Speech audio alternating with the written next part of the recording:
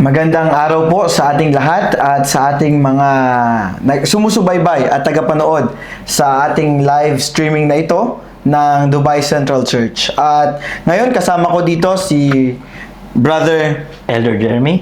yan. At ako po si Brother Ronron Salapare at ngayon po ay ating tutungayan at tatalakayin ang mga magagandang puntos at magagandang leksyon ng ating pang-isang linggong lesson sa trimester ito. At makikita natin dito mga kapatid at mga mahal naming kapamilya na nanonood at sa ating mga viewers ay kung paano ang ating Panginoong Diyos ay kumikilos sa buhay ng bawat isa. At syempre bago po tayo magpatuloy ay hilingan muna natin si Elder Jeremy na manguna sa ating panalangin.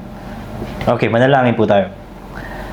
Amang banal naming nasa langit, maraming salamat po sa pagkakataong ito na muli ay mapag-aaral namin ng inyong salita. At nawa, ang Banal Espiritu na po ang mapasa amin at magbigay ng wisdom, O Lord. Maraming salamat at sa pangalan ni Jesus. Amen. Amen. So ngayon mga kapatid ay ating sisimulan ng ating pagtatalakay at pagbibigay ng mas magandang pagkaunawa ang ating leksyon na ito sa pamamagitan ng pagtingin muna. Buklan muna natin ang ating mga Biblia sa aklat ng mga awit 12 versikulo 5 na kung saan ito po ang sinasabi. Sapagkat ang dukha ay inagawan, sapagkat dumaraing ang nangangailangan, titindig na ako ngayon, sabi ng Panginoon, ilalagay ko siya sa kaligtasang kanyang minimithi. Napakaganda ng isang talatang ito na kung saan ipinapakita ang titulo pa lamang ng ating leksyon. Titindig ako, kundi ito ay nakapatungkol hindi sa tao, kundi titindig mismo ang ating Panginoong Diyos para sa kanyang mga mananampalataya. Ano ang iyong maibahagi bilang ating introduction, Elder Jeremy? So, nung leksyon natin sa lesson 4 ay tinalakay natin ng ideya na ang Diyos ay ang ating kanlungan, tagapagtanggol, tore at lakas. At ang metaporang ito ay nagpapahiwatig ng katotohanan sa Biblia na ang Diyos ay laging nasa tabi ng kanyang mga tapat na anak. At alam naman natin na during nung time nila na yung mga victories at yung mga pag-deliver sa kanila ay ang nasa likod noon ay ang ating Panginoon. Yan, at napakalinaw doon mga kapatid na ang mga victories at mga katagumpayan na naranasan ng ating mga tinalakay ng mga personalidad sa Biblia ay tunay na hindi sila iniwan ng ating Panginoong Diyos. At ngayong araw na ito ay ating 3 puntos lamang ang ating pagbubulay-bulayan, ang ating tatalakayin upang ito ay maging kabuuan ng isang buong leksyon natin at ito ay maging silbing aral sa bawat isa para tayo magpatuloy at maging handa sa ikalawang pagdating ng ating Panginoong Diyos. Unang puntos na ating tatalakayin na kasama si Elder Jeremy ay ang isang dakilang mandirigma na yun ay ang ating Panginoong Diyos, ang mandirigma ng hustisya at ang mandirigma ng kahatulan. So ngayon, makikita natin kung paano ang ating Panginoong Diyos mismo ay kumikilos, kung paano ang ating Panginoong Diyos mismo ay tatayo at titindig, gagawin ang kanyang mga nararapat na gawin dahil alam niya na ang panahon ay malapit na para kanyang hatulan at bigyan ng hustisya ang kanyang mga mananampalataya. At dito, sa unang bahagi, sino nga ba itong Diyos at itong isang dakilang mandirigmang itong tinutukoy ng ating leksyon? Maaari mo bang may bahagi dito, Elder Jeremy?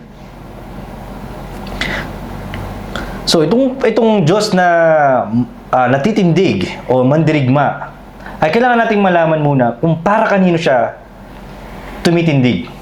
Di ba? At sabi nga sa Juan 3:16, di ba? Na for God so loved the world that He gave His only begotten Son. So, He become an aid sa atin. At kung sino yung mga nangangailangan is yung mga taong tinatawag nating inaapi. Kasi yun lang naman ang kailangan ipagtanggol, di ba? Kung may danger sa buhay natin, yung mga taong inaapi, yung mga kailangan ng tulong, ano ba? Ano bang pwede mong yung mga mahihirap. Yung mga mahihirap. Yan. At yan yung mga tao o klase ng tao na nakikita natin na kailangang ipagtanggol, lalo tigit sa ating kapanahunan.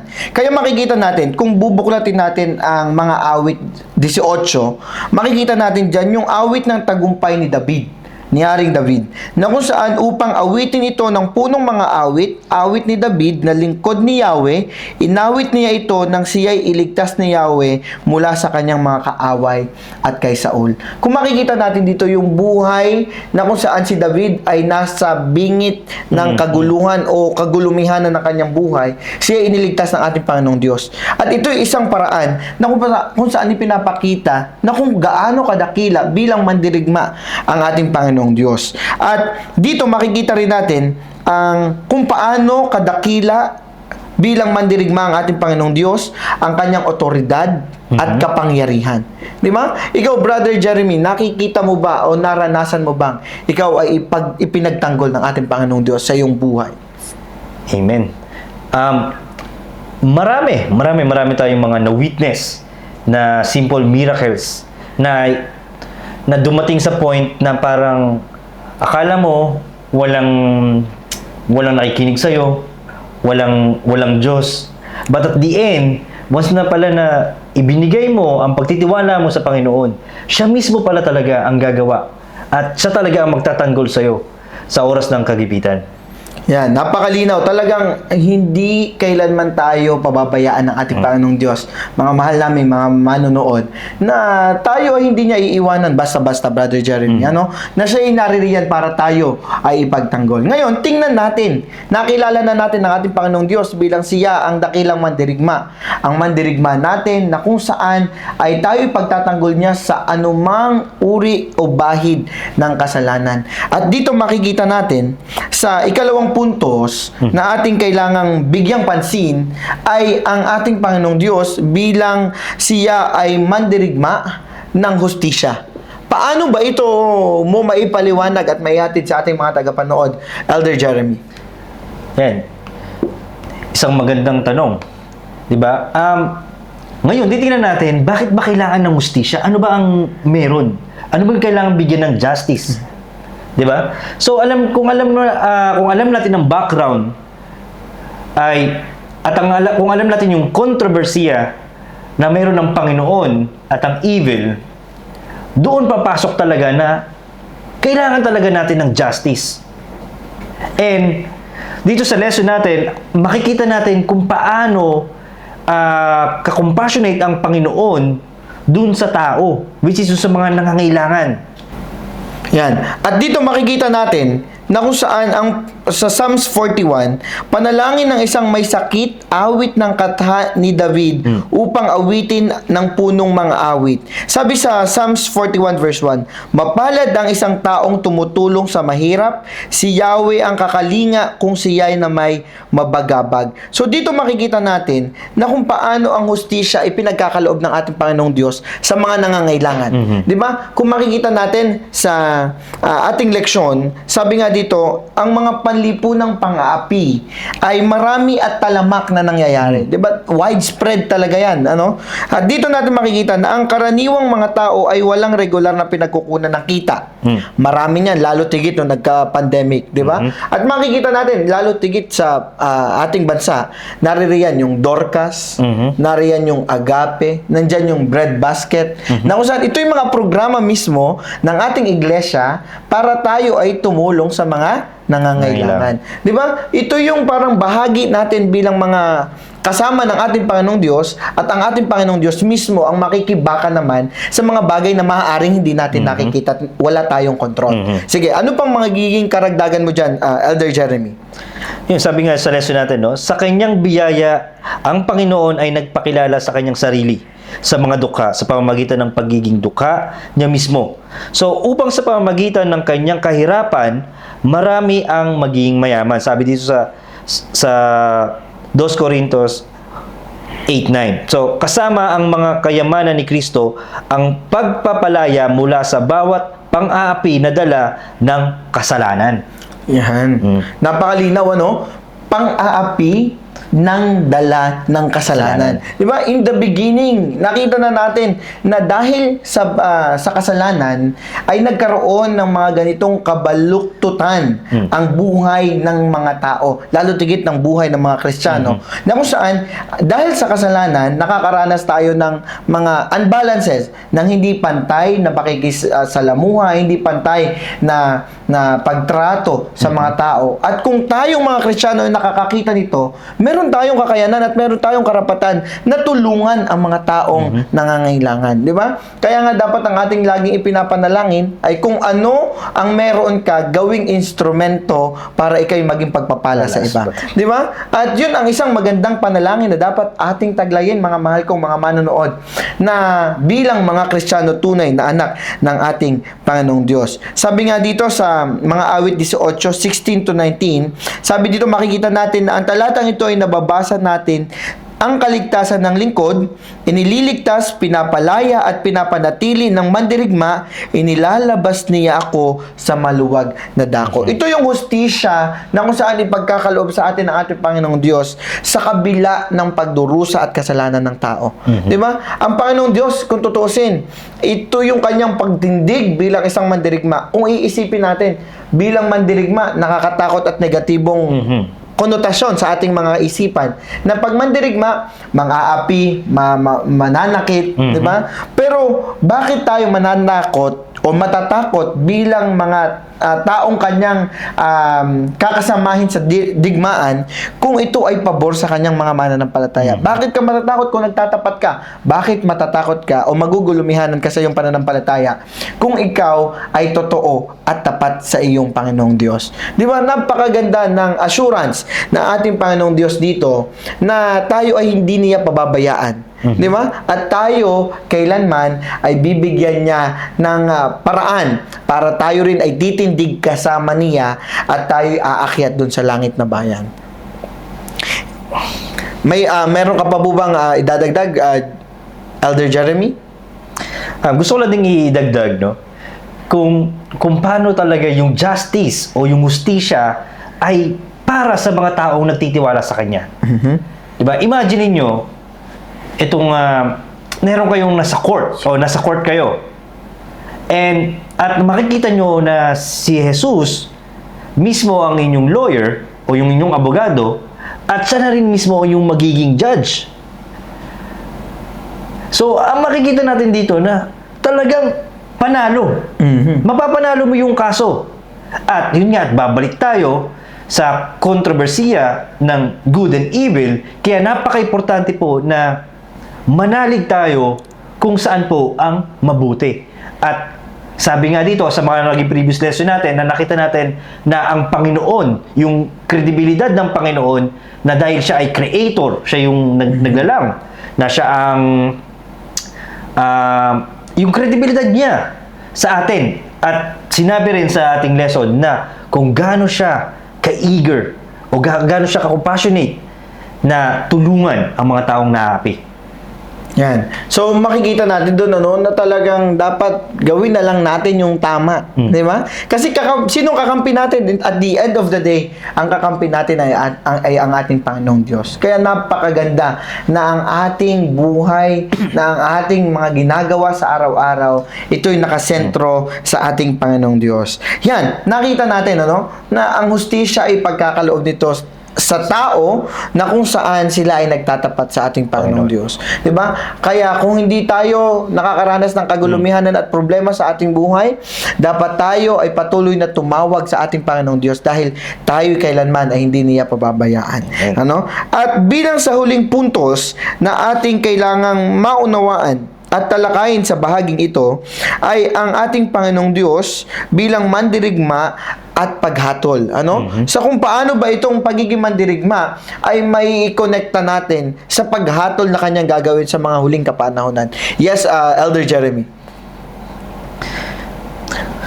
So, gusto ko lang ding ipasok din, kasi nandun na rin tayo sa punto ng paghahatol.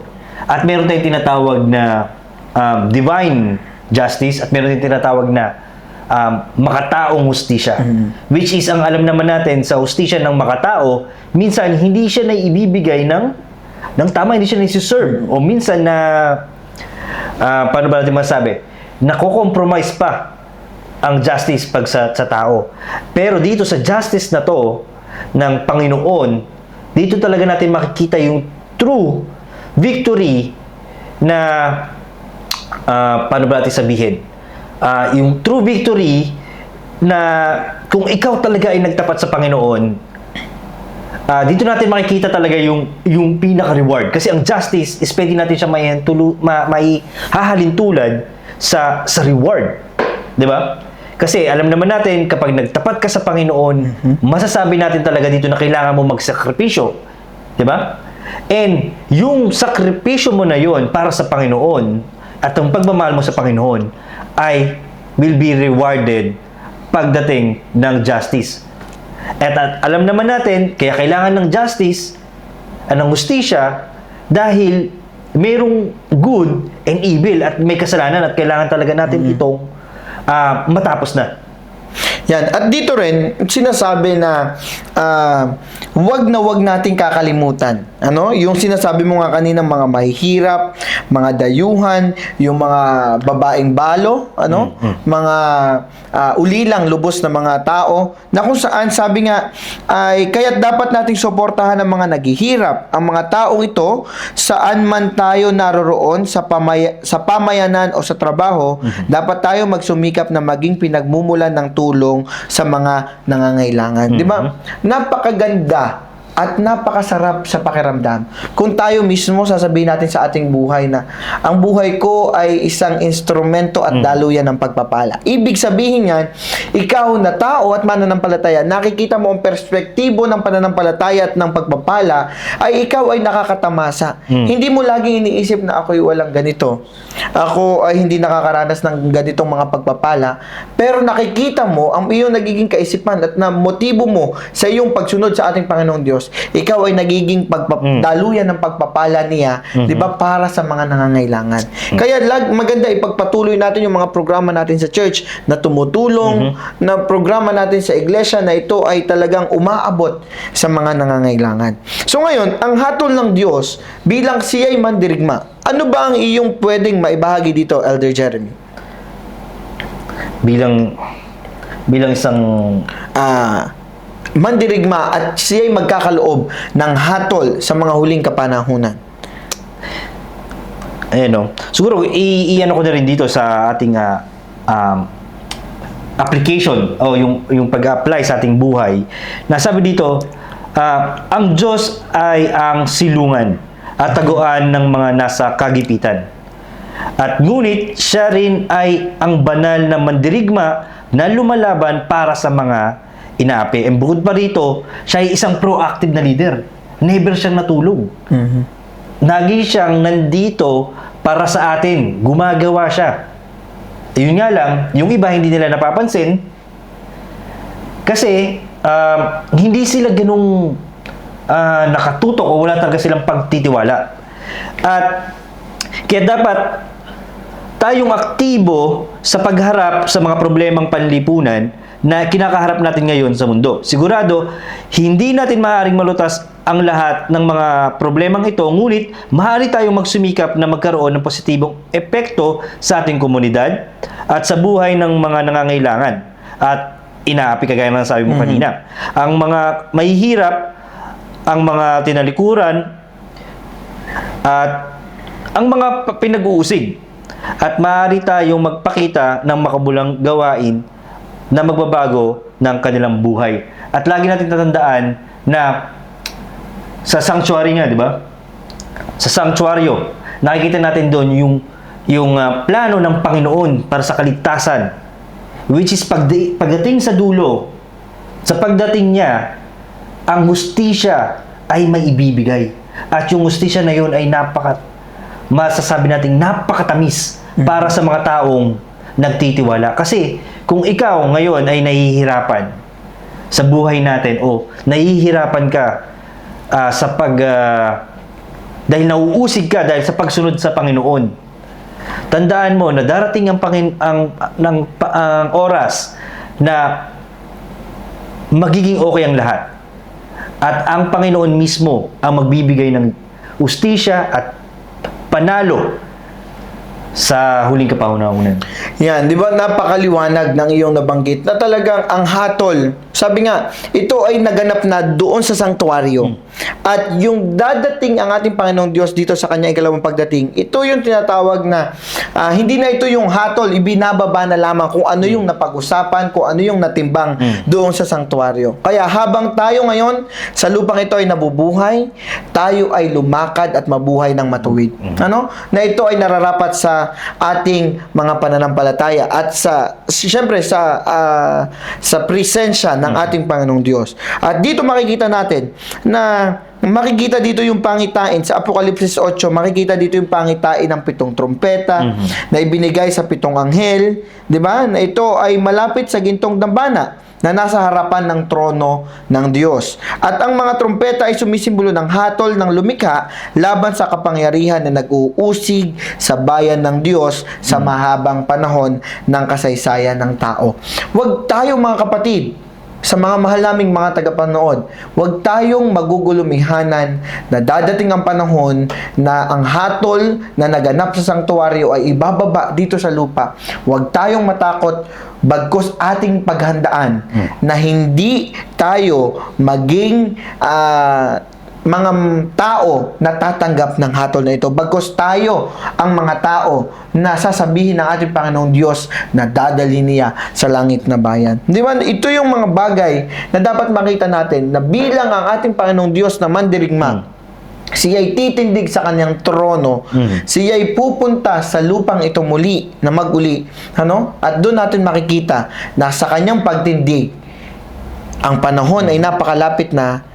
Sa kanyang pagtindig, kasama ang mga matutuwid, sa kanyang pagtindig, yuyukod ang mga makakasalanan. Kasama ang dyablo, syempre, na kung saan ay hindi kailanman ang kasamaan at kadiliman ay mananagumpay na sa lupang ito. Anong iyong mga maibahagi pa bilang mga pangwakas na statement sa ating mga tagapanood, Elder Jeremy? So yun nga, gusto ko lang i-point out na kailangan talaga nating magtiwala sa Panginoon. At alam natin kung ano ang masama at mabuti. At lagi nating pipiliin ang mabuti. Yan. So, talagang makikita natin doon na laging piliin ang mabuti, laging piliin ang nararapat sa ating Panginoong Diyos. Kaya nga sabi, tayong mga anak na naririto sa lupa, ang buhay natin dapat ay maging sentro sa Ama. At kung sabihin natin, ano ba yung mabuti, Elder Jeremy? Ano ba yung mabuti, Brother Ron? Alam nyo mga kapatid, ito na yung oras na dapat tayo ay mag-engage more sa Bible study. Di ba? Pag-aralan natin ang aklat.